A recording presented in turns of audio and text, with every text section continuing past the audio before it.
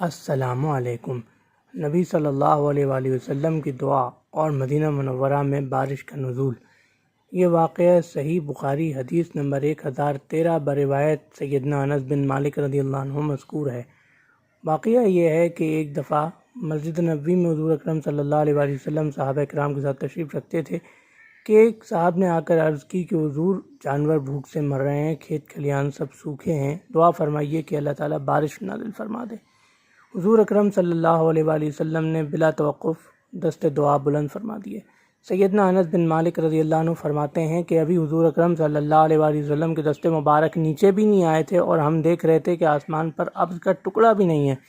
اچانک اللہ تعالیٰ کے کرم سے بارش شروع ہو گئی اور وہ بارش کئی دنوں تک ہوتی رہی، ایک عرصے تک ہوتی رہی، یہاں تک کہ کچھ عرصے بعد ایک دن وہی صحابی یا ایک اور صحابی آئے اور عرض کی کہ حضور سب ڈوب رہا ہے، پانی کی کثرت کی وجہ سے مکانات غرق ہو گئے، اموال غرق ہو گئے، اب دعا فرمائیے کہ اللہ تعالیٰ بارش کو روک دے۔ تو حضور اکرم صلی اللہ علیہ وآلہ وسلم نے فرمایا، یا اللہ درختوں پر، ٹیلوں پر اور کھیتیوں پر، کھلیانوں پر بارش فرما، ہمارے ارد گرد بارش نازل فرما، ہم پر نہ فرما۔ چنانچہ بارش مدینہ منورہ کے شہر سے رک گئی اور ارد گرد ہونے لگی۔